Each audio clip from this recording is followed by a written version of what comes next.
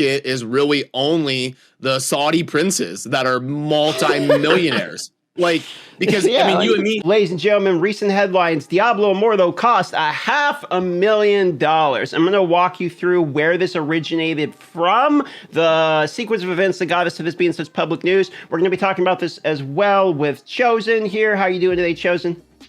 Hey, what's up, Dar? Thanks for having me on the channel. It's always fun to get a collab in with you. Yeah, good to see you. Another fellow content creator over here at Aftershock. So here's what we're going to talk about. I found where this originated from. So originally, let me walk you through the sequence of events. So the very first bit of math that came out here was 24 days ago. This was on a Reddit post, and the Reddit post basically talks about how it can cost approximately $25,000 to guarantee yourself, a 90% chance of getting a 5 out of 5. People surmise that to me it's approximately $100,000 to max your character. Then we have another Reddit post here that is talking about the original Reddit post. So we have a little bit of a game of like math on math on math here, where this Reddit post is then talking about the resonance system. Once you max out the gem, it unlocks the 5 other gem spot in the resonance, where you can then put other gems inside of that gem. And here's one such screenshot, and obviously the resonance of each gem goes up and you get more and more resonance inside of a resonance. Then fast forward, and now we have an article by MMORPG that came out talking about the $540,000, which is referencing that Reddit. So we have a Reddit which is referencing a Reddit, and then we have an article referencing that. Then we had a YouTube video by, this is the actual sequence of events, the actual action RPG that made the YouTube video. Here's 777. Look at that jackpot on the likes. This video talking about how it cost $540,000, in which he referenced the article, which referenced the Reddit, which referenced the Reddit post. Okay. Then we had Asmongold react to the $540,000 YouTube video, which is about the article, which is about the Reddit post, which is about the other Reddit post. Okay. Fast forward, then we have even more articles, etc. And now this article is literally everywhere, and everybody is talking about $500,000 to max your Diablo Immortal character, and that is the sequence of events that happened and how we got to this position. I myself have spent $1,000 in the game, and this is what my gem looks like. I'm nowhere near it. So what do you think about this $500,000, Brad? Does this seem accurate to you?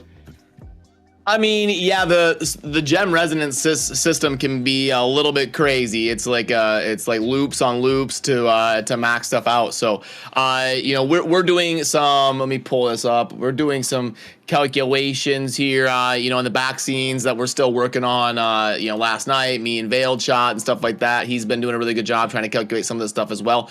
A lot of these mobile games, you can come up with some pretty crazy numbers if you start talking about like maxing out an account. So yeah, I mean, I would believe it based on some of the math they've done and how some of the RNG shakes out. One thing I'll mention is that there's a live streamer by the name of JT is All Business, and I'll just pull him up on screen real quick here. He is live quite often doing Diablo Immortal. This gentleman has spent like $100,000 now in the game already, and he is not actually maxed out yet. So we have people that are actively trying to get maxed that are breaking into the 6-digit points that are not completely maxed yet. The $540,000 is essentially a mathematical take on what would happen if you max every single gem and then max the 5 gems inside of each of the other ones in order to get the ultimate diminishing returns. I think that because it's based upon RNG, it's really hard to say. Like, the $540,000 could literally be correct. It could also be more expensive. It could also be a third of the price. Like, those Diablo Rift simulators, which I'll pull up here. There's this Rift simulator in which what you can do is you can just continually pull over and over and over again to see exactly how much. I'm pulling it up right here. Check this out. So you can just pull this over and over and over again to see exactly how much it would cost you, right? To get a 5-star. So let's just to give an idea of why it's RNG. It's like, how much would it cost me to get a 5-star? The first 5-star would cost me, wow, it's going for quite a ways here. The average is about 4,000. So it's still going. It's still going. Holy moly. Yep, so now you're transitioning into pretty bad RNG. And this is just for one of them. So there we go. Yep, and there you go. There you go. Howler's Call, 55. Howler's Call. So 5,500 for the first one. You would need 6 of them. And then I'm not sure if this 540,000 is there including all 5 stars within all of the resonance spot. I think they're trying to say absolute max. Like you get, look, there's the next one at 7,525. So if we wanted to just see exactly how long it would take to get 6 of them, I'm sure it would be like 20, 30, you know, it'd be ridiculous numbers here. There's 4 at just about 9,000. Yep. See, you've had a string of decent luck there. 4 and 10,000 really isn't that bad, which is sad, but. So I'm not really sure what to say about this other than like, yeah, these pricing seem probably pretty close to accurate. I mean, the pricing is ridiculous, right? I think, wasn't it Veldshot that said it was like $160,000 to max everyone on average? Because I mean, there seems to be some numbers just being thrown around here. Yeah, Veilshot did a build on a spreadsheet. He does great work on spreadsheets and calculating some of this stuff. He did like maxing out a build, and he was able to get to that point. I think just over like 100,000 for maxing out like a build that he theory crafted.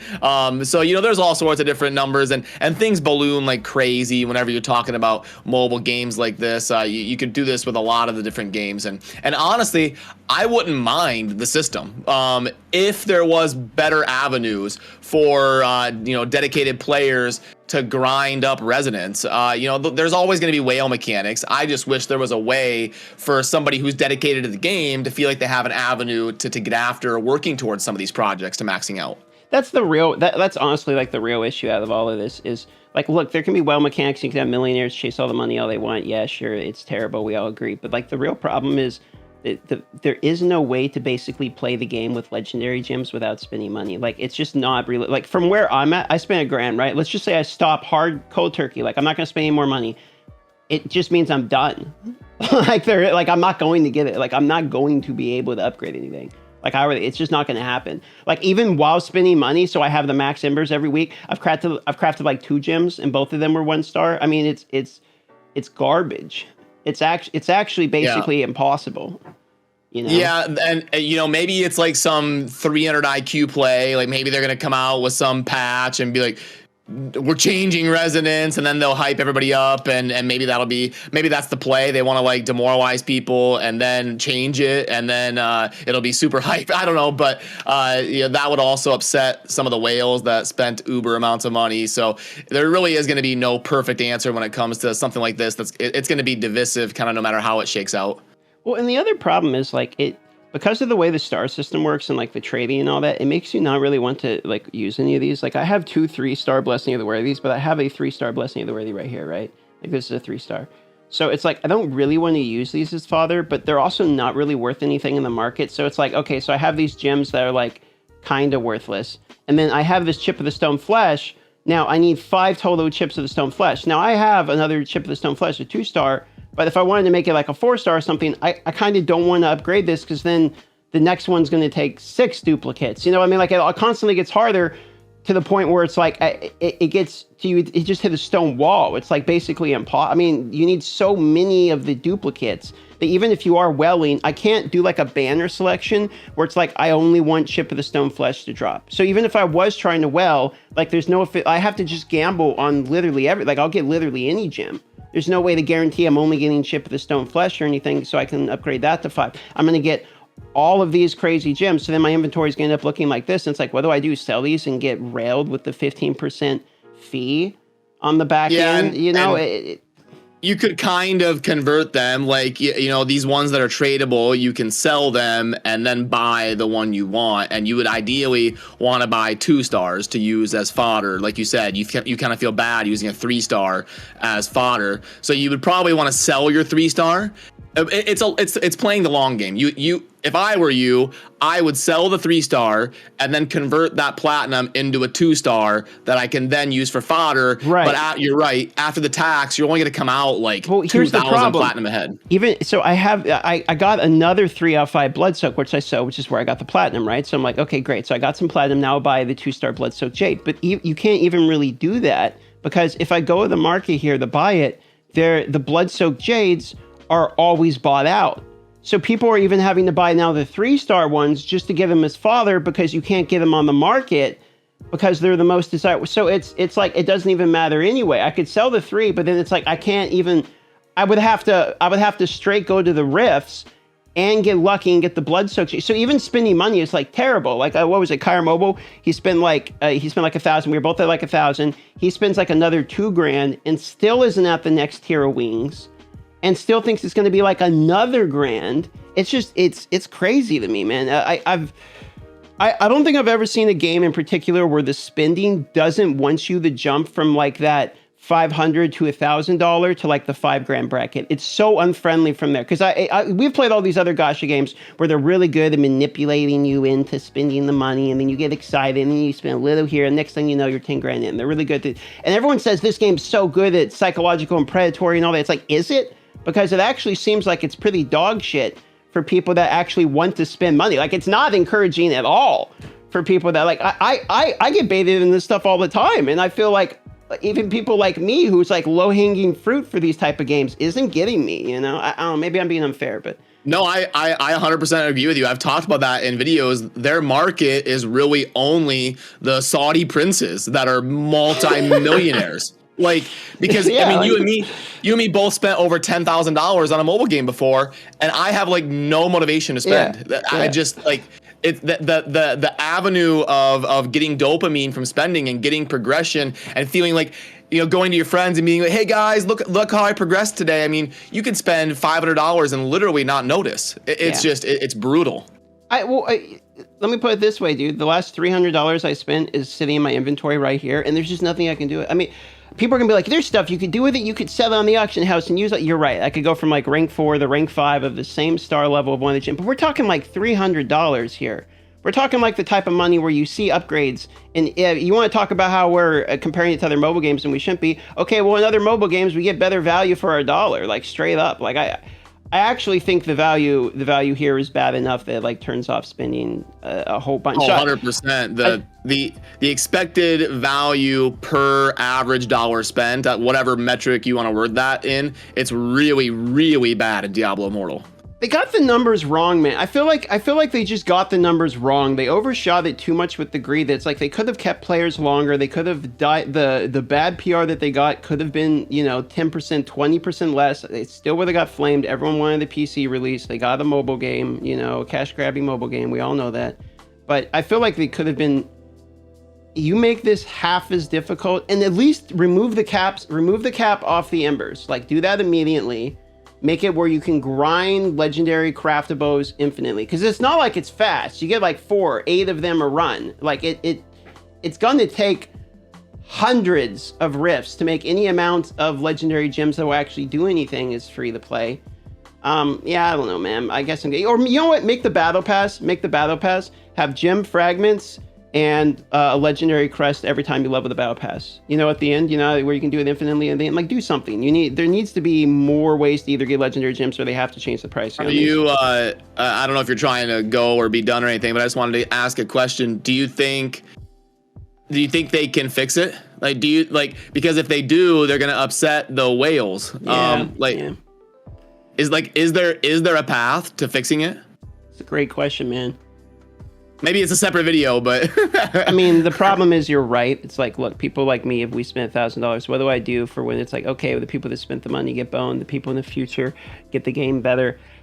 I would lean towards the sign of you got to do what you got to do to improve the game and let the cards fall where they may. And if they have to either hand out refunds, or if they have to like give out, a percentage of stuff you bought this much stuff, you get percentage more, whatever. Like if they have to do a make good, so be it. But I feel like the game in the monetization structure is set up where longevity isn't there. I was talking to people in game that spent like $5,000, and they were like, I would spend more. I would spend $25,000. But going from, they're having the same problem I do, where like going from like peanut wings like these to like the tier 2 wings is so unrealistic that it's the same thing for them. Like they're not going to go from 5 to 25,000. It's almost like this game just puts you like, oh, we know exactly your split. You're a minnow, you get peanut wings. You're a dolphin, you get tier 2 $5,000 wings. You're a whale, you get the $25,000 wings. And it just puts you into the class that you deserve. Right? It's the obviousness of it that's rough. Yeah, I mean, I'm hanging cautiously optimistic because a game with this much budget and this much revenue, I don't see them just sitting on their hands and being like, screw it, let the game die. So I do think they're going to address it. I mean, they have people whose full-time job is to watch metrics and address this kind of stuff. So I'm hopeful that they will, but you're right. If they decide they can't, then yeah, it's gonna be a bumpy ride. Well, I hope so too. We'll see. You know, there's problems with the gym system for sure, and I think that they've got the feedback, and there's not really too much more they do at this point. It's like, here's the feedback. Everyone's kind of told them the game's ridiculously expensive. I mean, we have like multiple articles saying the game's $500,000. I don't know. I don't know how much worse it could possibly get in terms of, like, or how much more obvious the feedback could possibly get, at least in terms of understanding what the people are saying. So at this point, I'm kind of just waiting for the future to see. I'm really excited to see what this update is, because we have, 7 days to the update. And I think there's going to be really high expectations for this update, especially since there's been radio silence. So, yeah, they can't afford Battle Pass 2 to be like say nothing, do nothing, nothing new. Yeah. That'll be a big blow. They've got to come with something, because it's been radio silence for too long, and they're kind of being forced to do that because everything is so negative. They're just going to pour gasoline on the fire if they say something at this point. They can't really say anything. They have to just do something. They have to come out with something positive. They have to get a base hit. They can't just sit here and strike out over and over. It's got to be a banger of the reality is it has to be a banger of a patch. So they have to have a real banger of a patch. So hopefully we'll see. Thanks so much for coming on the channel and discussing it today with me, Brad. You got anything you want to plug at the end? Nope. We're all part of the same team, and it's fun to work with you, and keep up the great work, and we'll be in touch. Thanks, man. All right, bud. Until next time, links down below to find Brad and all his stuff. Love y'all, and see you on the next video.